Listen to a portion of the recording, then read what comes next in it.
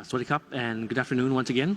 Today is Thursday, the 7th of January, 2021, and this is the English language summary of the daily press briefing here at the Center for COVID Situation Administration, or CCSA. So I'll begin with the general situation and the numbers that we have recorded for today first. For today, the new confirmed cases we have is 305 new cases. Of that number, 193 cases are from local transmission, 109 cases are from active case finding, and 3 cases found within the state quarantine system, making the cumulative number of cases in Thailand from the very beginning of the pandemic 9,636. For the new recoveries recorded, we have 103 new recoveries, making the total number of recoveries 4,521 persons. We're very sad to report to you today one new fatality for today, bringing the accumulated total of fatalities to 67. This one new fatality is an 88-year-old Thai man from Chanthaburi province with a travel history to Rayong province, and it connected to a gambling den in Rayong province. And there is information that he also contracted this from his son. There are a couple of issues to inform you today. The first, of course, as you may have already known, the extension of the duration of the declaration of the emergency situation in all areas of the kingdom from the 16th of January extension until the 28th of February 2021, whereby on the 5th of January, the cabinet approved this extension until the 28th of February as the global situation remains severe in many parts, and while in Thailand, we are experiencing this new wave of COVID outbreak in many areas across the country. The reason for this extension is also to provide the public health personnel and relevant officials with the sufficient authority to set more preventive and proactive social measures to stem the spread of COVID throughout the country. And related to this issue is about traveling to and from the highly controlled areas, the maximum controlled areas, or level 1 or red zone areas as you call. As per the CSA's directive, there are now altogether 28 provinces considered to be the highly controlled or maximum controlled areas, and out of these, 5 provinces have been declared maximum controlled areas with the most stringent measures, namely Samut Sakhon, Rayong, Chon Buri, Chanthaburi, and Trat provinces. So therefore, all non-essential travels to and from these provinces are therefore not permissible, while the directive is still in force. So only pre-approved or inter-provincial travels by the competent local authorities shall be allowed at this point. And in these areas, there will be checkpoints, as informed to the audience earlier, that serve as cordon sanitaire, or sanitary cordon. To stop the spread of COVID, all those wishing to travel through this cordon sanitaire must go through body temperature check. They have the Mor Chana application installed on their mobile devices, and most importantly, have valid and necessary reason to travel. Just to note that those traveling from these highly controlled provinces, 5 provinces, and if they are later found tested to be positive with COVID, and if they do not have the Mor Chana application installed, it would be possible that they would be penalized if they are coming from these provinces, have been tested positive, and do not have Mor Chana application installed. And in this regard, there has been a barrage of questions on social media and elsewhere on what is the correct procedure to go about in obtaining the permission to travel in such areas in case of emergency.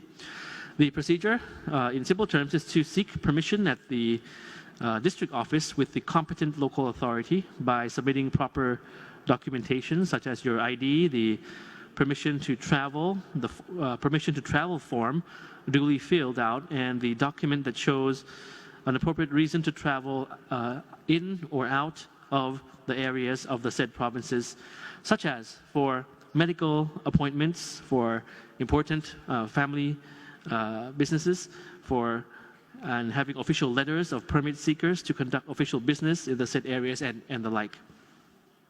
And once again, just to take the opportunity to remind you that all non-essential travel are discouraged and should be deferred until the situation is improves rather.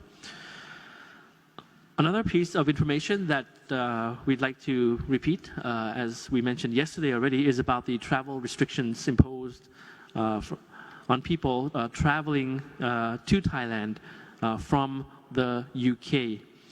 So because of the new strain of virus from the United Kingdom, the discovery of the new variant, the Ministry of Foreign Affairs once again reaffirms that there are no additional requirements or restrictions imposed against those traveling to Thailand from the UK, as we have maintained a strict COVID screening measures requiring all inbound passengers to undergo state quarantine for 14 days. That's compulsory and across the board.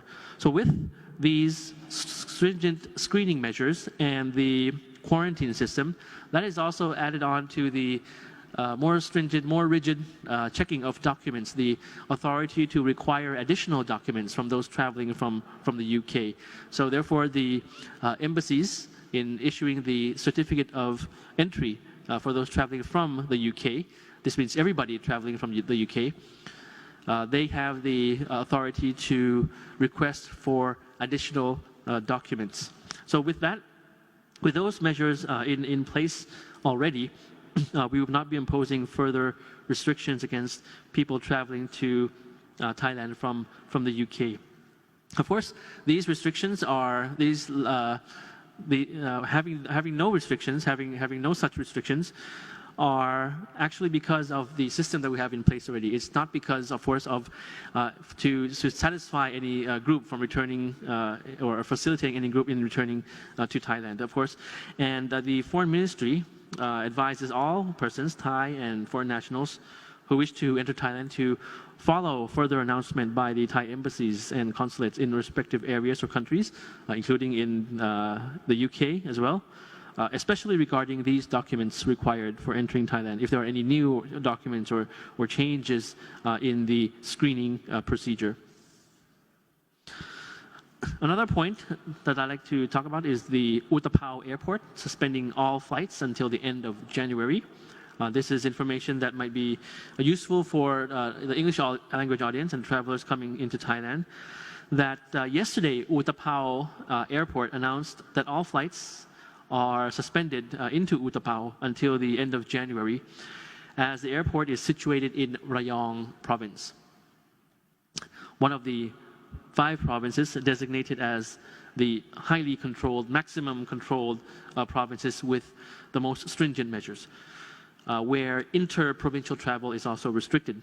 So this affects various airlines that are flying to Utapao Airport, namely Thai Air Asia, Thai Lion Air, Bangkok Airways, with routes to Chiang Mai, Hat Yai, Phuket, and Udon Thani from this airport. All of these have all canceled. They have all canceled their flights until further notice. And please contact the airlines that were mentioned earlier if you have travel schedule that is affected by this closure. Another point is the announcement by the Department of Land Transportation on expired or expiring driver's licenses.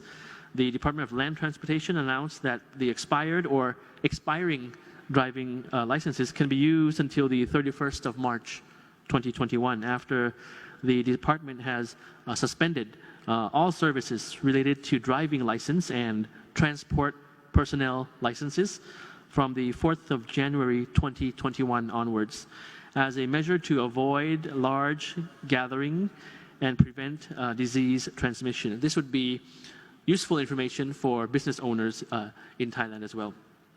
Just some additional points. that in spite of the increasing number of infections in Thailand, we must, of course, remain cautiously optimistic and instill positive attitudes to those around us. We must join hands to fight against the virus because every person's cooperation is the most important tool in keeping our societies, your families and your loved ones safe. So continue to wear masks and wash your hands. Keep a safe physical distancing, avoid crowded areas and the like. Of course, I think we have some pictures and graphics to show you as well. We talk about working from home. Yes, aside from working from home, there are medical personnel who continue to work from the front lines. So it's not WFH, work from home only for all of us. It's work from the front lines, WFF actually. So these are some recent images you see on screen right now on the Thai medical personnel working in the front lines, conducting active case finding in various areas. There was one inquiry on social media yesterday actually about the number of people being tested through active case finding. And there was actually a misunderstanding that the person posing the question thought that we were conducting active case finding only in clusters of 50 or 800 and that's it. What we meant was that for each day, and I'll explain this a little bit, for each day, for example, if the active case finding is 2,000 or 3,000 per day, for that particular day, we divide each mission into clusters. So a smaller factory or location may have 50 targeted persons for active case finding. Another 10 factories may have 50 as well, or another 5 may have 50 as well. But a market in Samut Sakhon may have 800 targeted persons. So for one particular day, the active case finding mission will be for 800 plus 50 plus 50 plus 50 plus 50 plus 300 plus 50, depending on the size of the targeted persons that will be conducting active case finding, and the total for that day would be in the thousands. So we're not limited to only 50 per day. For one, that's only one mission in one day. There are dozens of missions in one day in which we are conducting active case finding. Just to end with the motto that I'd like to remind you, we have in Thai, รวมไทยสร้างชาติร่วมกันต้านโควิด รวมไทยสร้างชาติร่วมกันต้านโควิด So it means unite to strengthen our nation and join hands to fight off against COVID. This is very important, not only for Thai nationals, but also for those living in Thailand. We are all in the same society, of course, and we have to continue to cooperate and fight off COVID. Given all these things that we have to sacrifice in terms of travel, in terms of quarantine, in terms of the measures, in terms of the opening and closing times, in terms of learning new things, in downloading the Mor Chana application, for example, which is very, very important, we'd like to stress. So this is the information that I have for you today. This morning, of course, we had the CCSA daily meeting in the morning, and it discussed many issues. I've recapped some of them here, and I've recapped what the spokesperson, Dr. Tuisin, mentioned as well. That was from the meeting this morning and from the briefing. And later on this afternoon, actually, we'll be having another meeting, the CCSA's strategic communication meeting. We have such meeting. We have had such meetings for actually many months in 2020, and we're reviving this CCSA strategic communication meeting framework, so that we can frame and we can talk about the communication messaging in more detail, in what to present to the English language audience in Thailand, in the messages that will make a difference and give ample warning, give effective advice, and then so all of us can be on the same page, including, of course, the English language audience, those who call Thailand home, those who view this broadcast from Thailand and on social media from around the world. So thank you very much for your attention, and we'll see you again tomorrow. สวัสดีครับ ครับขอบพระคุณนะครับท่านณัฐภานุช